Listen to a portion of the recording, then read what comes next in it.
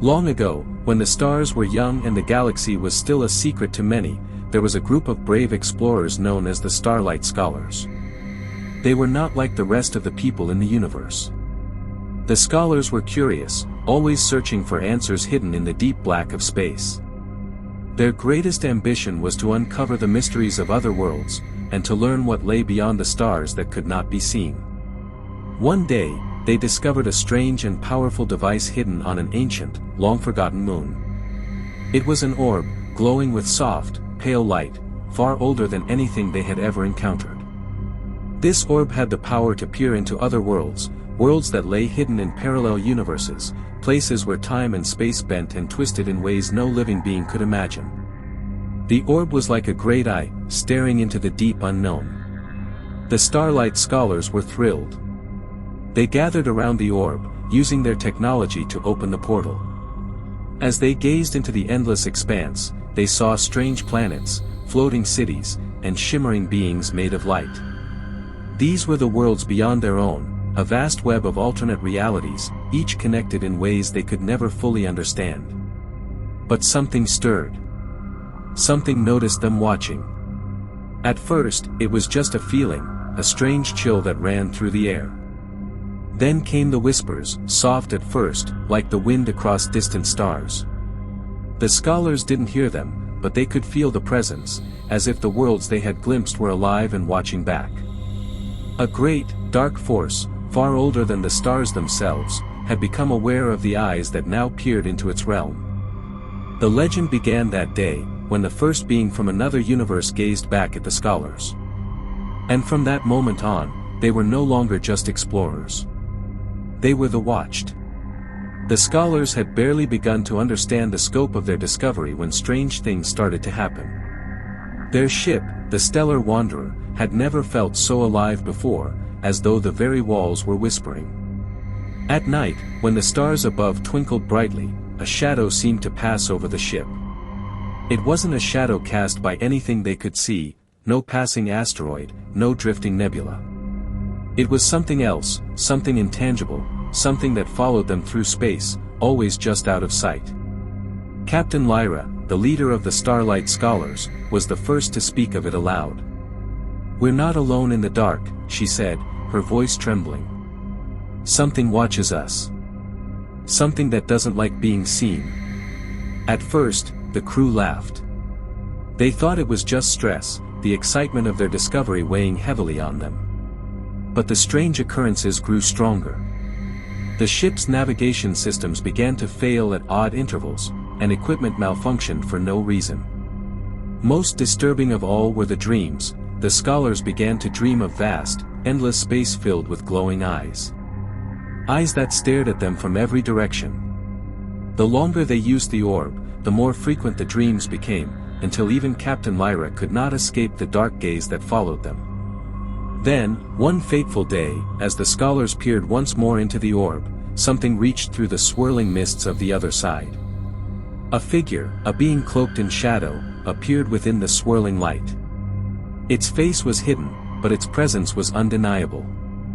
The being's voice echoed in their minds, a voice like the whisper of wind through a dying star. "You have opened the door," the voice said. "And now, you must pay the price for your gaze."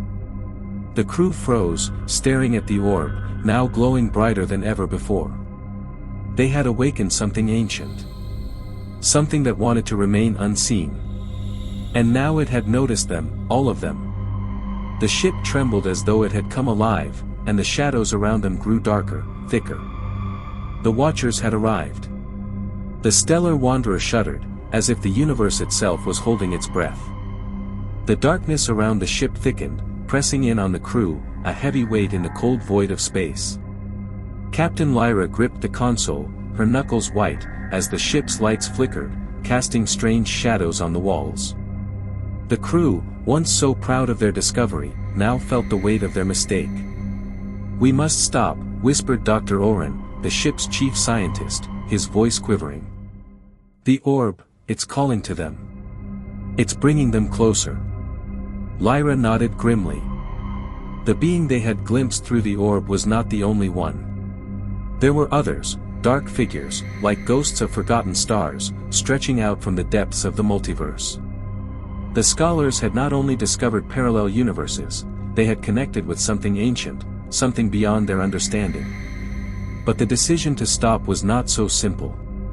The orb, now pulsing with unnatural energy, had begun to pull at the crew's minds. Every thought, every action seemed tethered to it. They could hear whispers in their minds, soft at first, but growing louder with each passing moment. "Do you see it?" The voice echoed once more, now clear and sharp. "The infinite worlds that lie beyond. You are not the first to look, and you will not be the last." In that moment, Captain Lyra understood. The orb was more than just a tool to see into other worlds. It was a bridge, a link between realms, and the beings that lived in those realms were not kind. They had been watching for eons, waiting for the day when someone would peer into their world.